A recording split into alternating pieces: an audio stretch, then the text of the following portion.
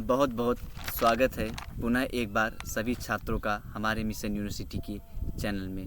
देखिए, पिछले दिनों हमने आज़ादी की 78वीं वर्षगांठ मनाई।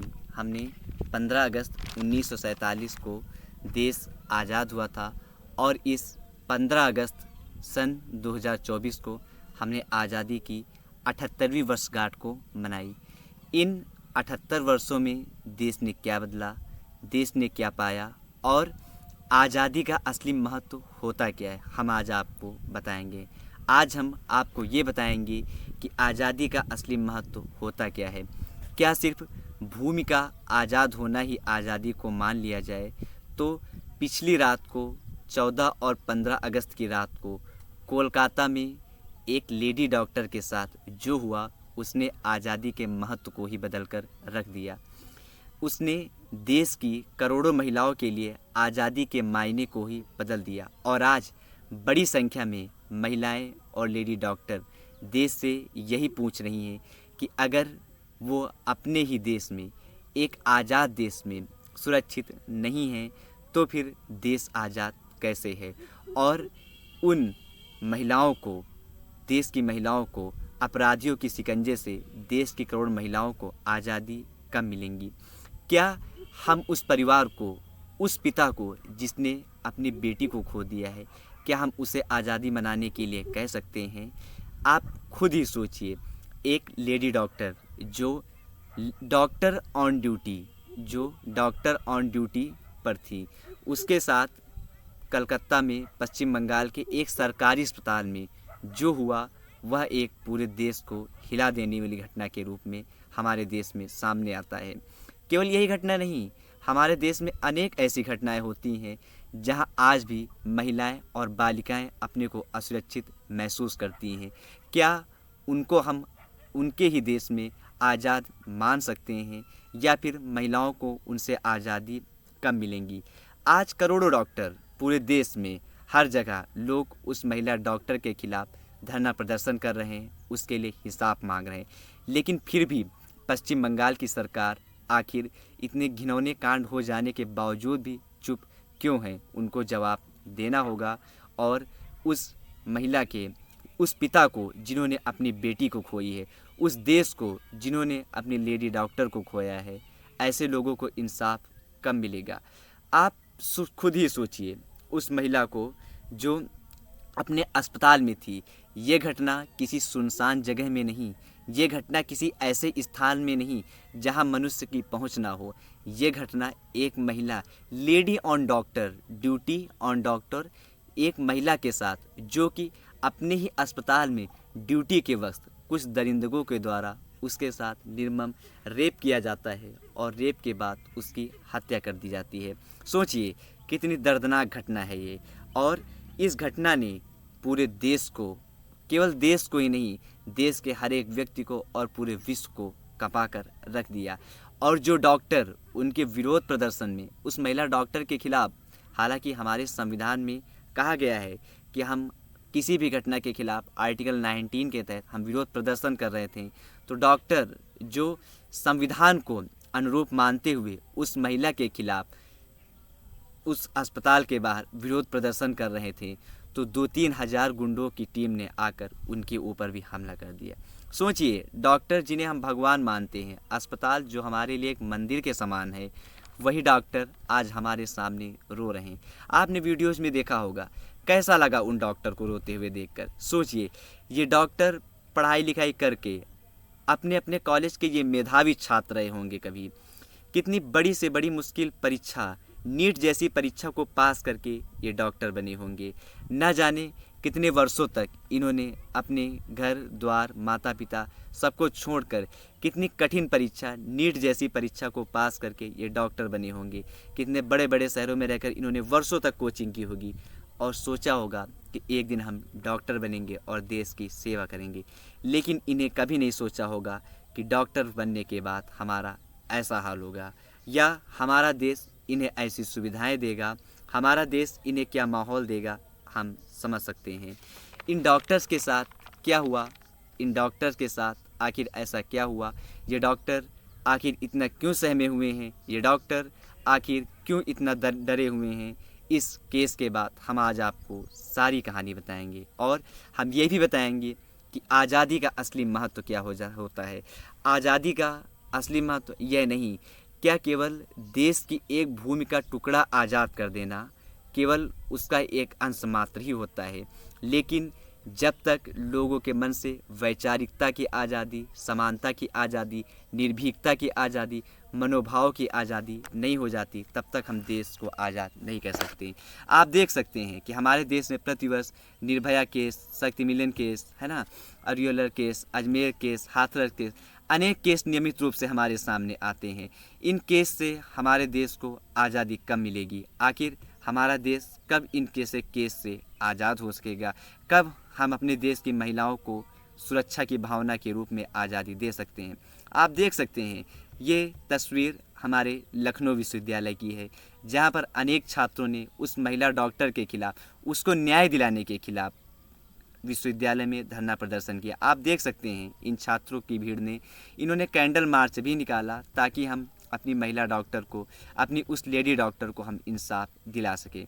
आप देख सकते हैं इन छात्रों को, इनके हाथों में मोमबत्तियों को आप देख सकते हैं। आप ये भी देख सकते हैं एबीवीपी के कार्यकर्ताओं के द्वारा किस प्रकार उस महिला डॉक्टर को इंसाफ दिलाने के लिए सड़कों पर जुलूस निकाला गया, किस प्रकार उनको इंसाफ दिलाने के लिए रोडों पर धरना प्रदर्शन किया गया, पुतला फूंका गया, पश्चिम बंगाल के खिलाफ नारेबाजी की गई, लेकिन इसके बावजूद भी अभी उस महिला डॉक्टर को इंसाफ नहीं मिल सका। आप देख सकते हैं कि हमारे देश का भविष्य, हमारे आने वाले युवा सड़कों पर किस प्रकार अपने ही आज़ाद देश में अपने ही महिला डॉक्टर को इंसाफ दिलाने के लिए दर दर कितना भटकना पड़ता है। ये तस्वीरें ये आने वाले भविष्य की, हमारे देश में आने वाले भविष्य को उजागर करती हैं। कहने को तो भारत में महिलाओं को, नारियों की पूजा होती है, नारियों को हम देवी स्वरूप मानते हैं, लेकिन उन्हीं नारियों के साथ जब ऐसी घटनाएं हमारे सामने आती हैं तो ये हमको झकझोर कर देने वाली घटना के खिलाफ दिखा सकती हैं। आप देख सकते हैं इस वीडियो को, आप ध्यान से देखिए। ये वीडियो लखनऊ विश्वविद्यालय में हो रही छात्रों की धरना प्रदर्शन।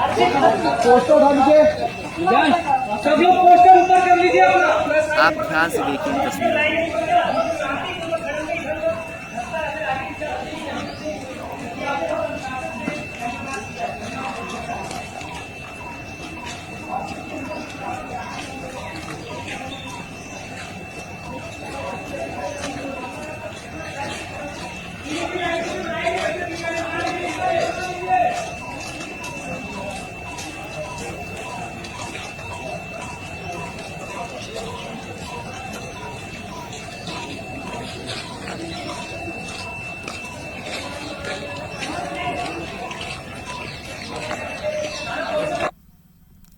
आपने देखा, और ऐसा केवल लखनऊ विश्वविद्यालय में ही नहीं, देश के प्रत्येक संस्थानों में उस लेडी डॉक्टर को इंसाफ दिलाने के खिलाफ, उसको न्याय दिलाने के खिलाफ हर जगह तरह तरह के धरना प्रदर्शन हो रहे हैं। आप देख सकते हैं एनडीटीवी के द्वारा ये वीडियो ली गई थी। देखिए देश की, केवल लखनऊ में ही नहीं, दिल्ली के एम्स में, दिल्ली यूनिवर्सिटी में, अनेक यूनिवर्सिटी में अनेक छात्रों ने उन महिला डॉक्टर को इंसाफ दिलाने के खिलाफ जगह जगह धरना प्रदर्शन किए। उस महिला डॉक्टर को इंसाफ दिलाने के खिलाफ अनेक जुलूस निकाले गए।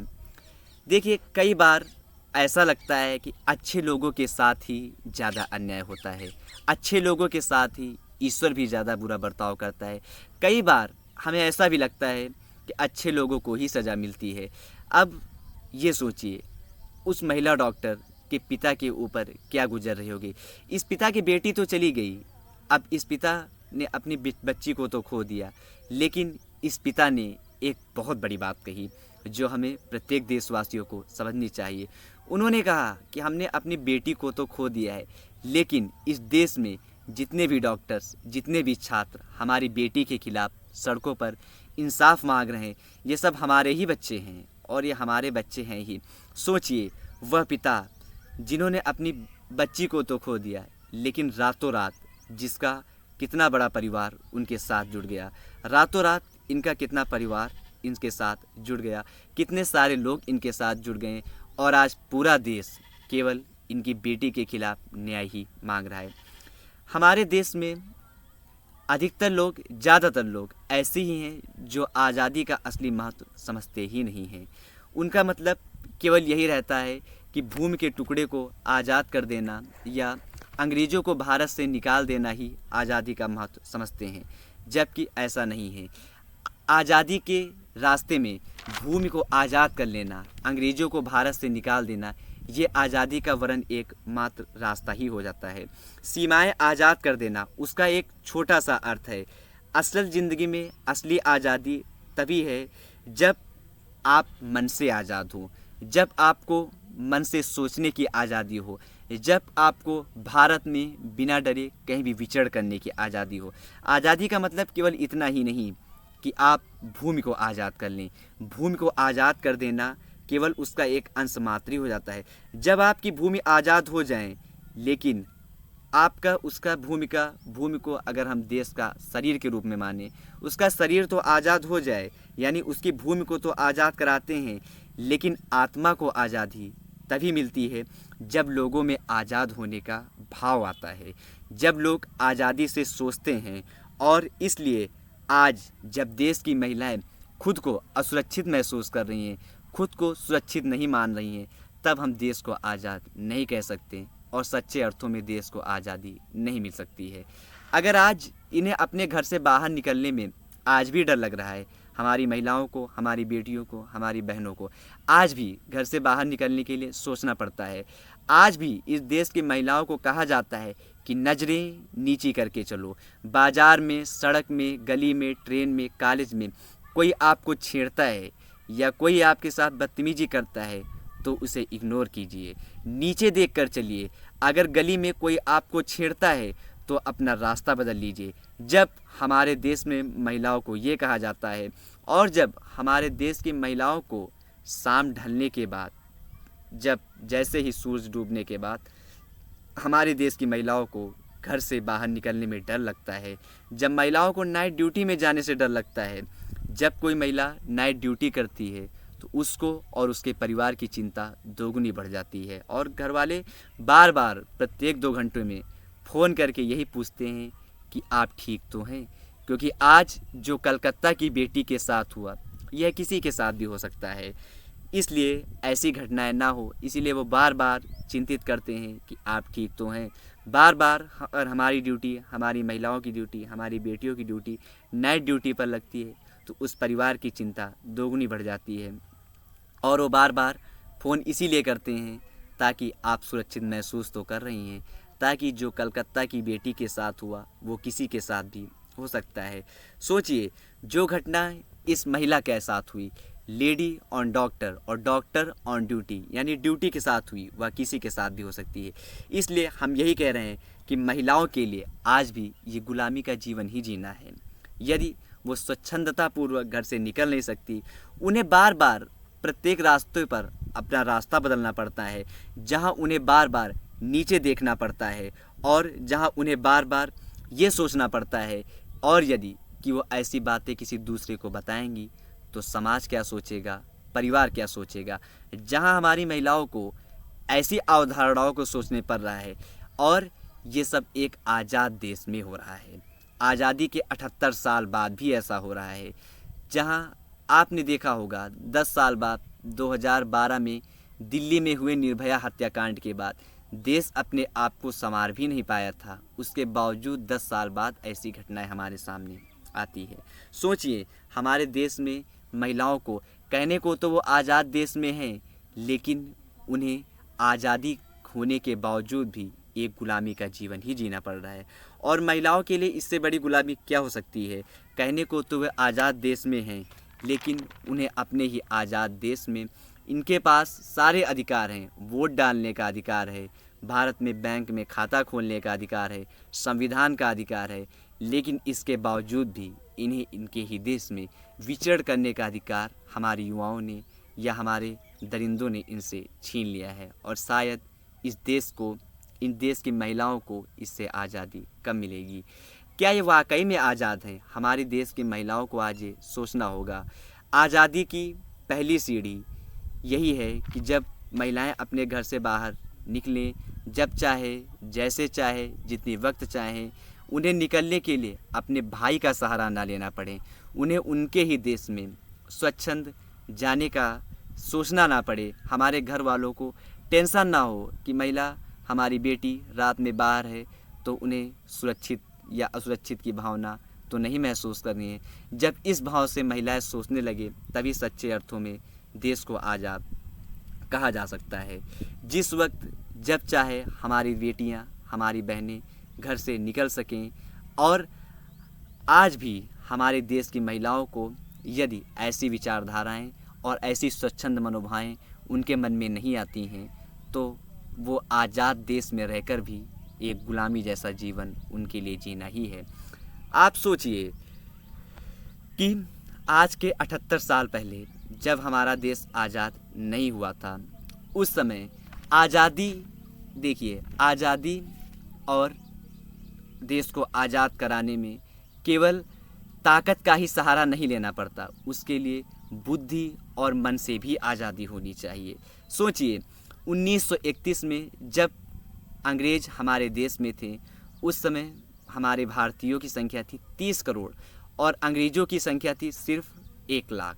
आप खुद ही सोचिए 30 करोड़ भारतीयों पर 1 लाख अंग्रेज कैसे शासन करते थे।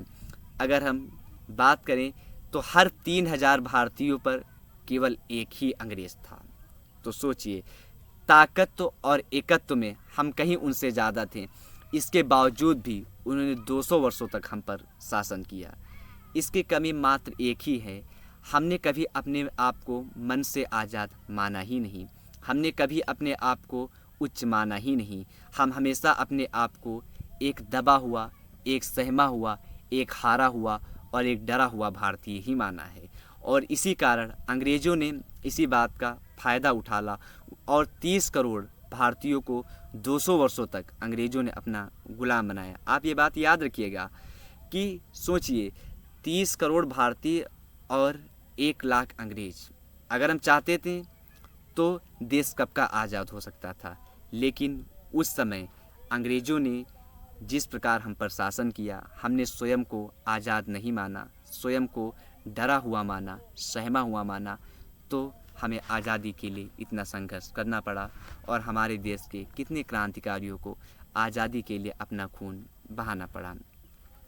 देखिए गुलामी एक बीमारी की तरह होती है और अगर ये बीमारी एक छूत की बीमारी की तरह होती है और अगर ये बीमारी किसी को एक बार लग जाए तो वह इससे जल्दी उबर नहीं सकता।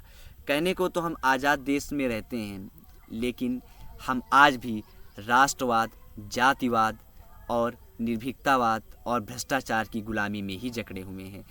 और अंग्रेज हमारे देश में इसी बात का वो फ़ायदा उठाते थे, फूट डालो और राज करो। उन्होंने हम भारतीयों को आपस में लड़ाया और हम तक अनेकों वर्षों तक शासन किया।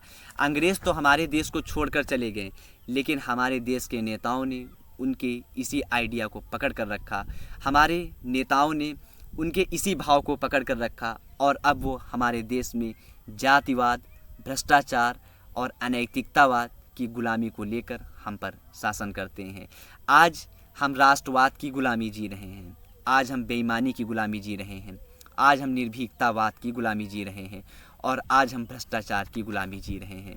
कहने को तो हम आज़ाद देश में रहते हैं, हमारे देश में हमको संविधान द्वारा दी गई अनेक सुख सुविधाएँ भी मिलती हैं, लेकिन इतना सब मिलने के बावजूद भी आज हमारे देश में, हमारे राष्ट्र में हमको आज भी हमारी महिलाओं को, हमारे देश को, उनको एक सुरक्षा की भावना नहीं दे पा रहा है। आप इन छात्रों को देखिए, ये लखनऊ विश्वविद्यालय के छात्रों की हैं, ये छात्र आने वाले दिन का भविष्य हैं और इन्हीं छात्रों के आधार पर देश का भविष्य टिका होता है। इनमें से ही कोई जाकर IAS बनेगा, कोई PCS बनेगा, कोई डॉक्टर बनेगा, कोई इंजीनियर बनेगा। लेकिन इन छात्रों के भविष्य क्या हम आज इसी दिन के लिए पढ़ते हैं? ये वे सभी वे छात्र हैं जो अपने घर को छोड़कर, सारी सुख सुविधाओं को छोड़कर किसी दूर शहर में रहकर पढ़ने के लिए आते हैं। लेकिन हमारे देश को इनको क्या सुविधाएं दी जाती हैं, जब हमारे देश को शिक्षा और स्वास्थ्य जैसी मूलभूत सुविधाओं के लिए भी दर दर भटकना पड़ता है। बिना पैसों के, बिना किसी वीआईपी सिफारिश के हमारा कोई काम नहीं होता है। तो ऐसी आज़ादी का उनके लिए कोई महत्व नहीं है। यदि हमारे देश का कोई भी व्यक्ति अगर आज गरीबी के कारण भूखा सोता है तो उसके लिए भी आज़ादी का कोई महत्व नहीं है। हम भूमि के टुकड़े से तो आज़ाद हो गए, हम अंग्रेज़ों से तो आज़ाद हो गए, लेकिन वैचारिकता, निर्भीकता और विचारों की अभिव्यक्ति की स्वतंत्रता से आज़ादी कब मिलेगी?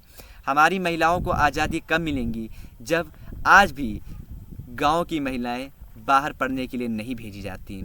उनको आज़ादी कब मिलेगी? उनको पढ़ाई की स्वतंत्रता कब मिलेगी? उन महिलाओं को स्वच्छंद रूप से समाज में, बस में, ट्रेन में डरी हुई, सहमे हुए से, निर्भीकता से आज़ादी कब मिलेगी? और सच्चे अर्थों में देश आज़ाद तभी कहा जाएगा जब इस देश की महिलाओं को उनकी सुरक्षा के, उनके निर्भीकता से और उनके स्वच्छंद विचारों से उनको सोचने की आज़ादी तभी मिलेगी। सच्चे अर्थों में देश तभी आज़ाद होगा। देश का आज़ाद होने का मतलब केवल इतना ही नहीं कि हम अपने भूमि के टुकड़े को आज़ाद कर लें। भूमि के टुकड़े को आज़ाद कर लेना आज़ादी की एकमात्र सीढ़ी होती है, लेकिन जब तक देश का प्रत्येक व्यक्ति स्वच्छंद विचार से, मनोभाव से, स्वच्छंद भावना से आज़ाद होने का भाव मन में नहीं आता है, तब तक देश गुलामी के बंधन में जकड़ा ही रहता है। और पिछले दिनों के कोलकाता के इन घटनाओं ने आज़ादी के महत्व को ही बदल दिया। आज देश की प्रत्येक महिलाएं, आप इन तस्वीरों में देख सकते हैं, ये देश के वो युवा हैं जो आने वाले दिनों में देश का भविष्य हैं, लेकिन इन्हें अपनी ही बहन के लिए, उनके आज़ाद देश में उनको न्याय दिलाने के लिए सड़कों पर गुजरना पड़ता है। पुलिस के द्वारा इन्हें लाठियाँ खाना पड़ता है अपने न्याय के लिए। आप इन युवाओं के चेहरों को देखिए, जो आने वाले, कहने को तो ये युवा देश के भविष्य कहे जाते हैं, लेकिन इन युवाओं को अपने ही देश में और उनके आज़ाद देश में अपनी ही बहन को न्याय दिलाने के लिए दर दर भटकना पड़ता है। आप इन युवाओं को देख सकते हैं, इनके चेहरे को देखिए, इन्हें अपनी ही बहन को न्याय दिलाने के लिए कितनी ठोकरें खानी पड़ती हैं, कितनी मुसीबतों का सामना करना पड़ता है। और कितने शर्म की बात है जब हमें कहना पड़ता है कि ये सब आज़ाद देश में हो रहा है, और उस देश में जहाँ पर माता सीता, माता पार्वती, अनेक नारियों की हमारे देश में पूजा होती है। माता दुर्गा को, सभी नारियों को आदि शक्ति का स्वरूप माना जाता है। उसके बावजूद भी हमारे देश में महिलाओं की क्या स्थिति है, यह सोचकर भारत को एक सांस्कृतिक देश कहने में भी शर्म आती है। कहने को तो देश आज़ाद हो चुका है, लेकिन सच्चे अर्थों में महिलाओं को आज़ादी आज भी नहीं मिली है। आज भी सूरज ढलने के बाद महिलाएं अपने घर से बाहर निकलने में अपने आप को डरा हुआ महसूस करती हैं, और आज भी वो दूर पढ़ने के लिए उनके परिवार को सोचना पड़ता है कि हमारी बेटी दूर जाएगी, वहाँ पर कैसे रहेगी, उन्हें कैसी सुख सुविधाएं मिलेंगी, वो कैसे रहेगी, वो ठीक से रह पाएगी या नहीं, या अपने आप को स्वतंत्र महसूस करेगी या नहीं। इसीलिए शायद आज हमारी कुछ बहनों को उन्हें उनकी मूलभूत अवधारणा शिक्षा से भी वंचित किया जाता है, क्योंकि हमारे देश में ऐसी हो रही घटनाओं के स्वरूप कौन अपनी बेटियों को बाहर भेजना चाहेगा, कौन उन्हें पढ़ने के लिए बाहर भेजना चाहेगा। इस देश ने हमारी ऐसी घटनाओं को हमारे देश में हमारे अन्य बहनों के लिए उनके स्वतंत्रतापूर्वक रास्ते को भी बंद कर देती हैं। इसीलिए हमारे देश की महिलाओं को आज ये सोचना चाहिए, क्या वे सच में आज़ाद हैं? क्या उन्हें आज़ाद देश में रहकर भी उन्हें सोचने की आज़ादी है? क्या उन्हें आज़ाद देश में रहकर भी उन्हें स्वच्छंद कहीं घूमने की आज़ादी है? क्या उन्हें उनके ही देश में स्वच्छंदतापूर्वक, निर्भीकतापूर्वक सूरज ढलने के बाद भी कहीं जाने की आज़ादी है? क्या हर पुरुष उनको सुरक्षा की अवधारणा को देता है? क्या प्रत्येक पुरुष उनकी सुरक्षा की गारंटी को देता है? यदि हमारे देश की महिलाएं ऐसी भावनाओं के साथ जीती हैं तभी वे आज़ाद हो सकती हैं, अन्यथा उनको गुलामी के बंधन से कभी भी आज़ादी नहीं मिल सकती। और हमारे देश को भी, हम सबको भी इससे सोचना चाहिए कि हमारे देश की महिलाओं को, हमारी बहनों को, हमारी बेटियों को इससे आज़ादी कब मिलेगी। इसी के साथ मैं देवेश चतुर्वेदी अपने शब्दों को विराम देता हूँ। मिलते हैं पुनः एक नई वीडियो के साथ। धन्यवाद।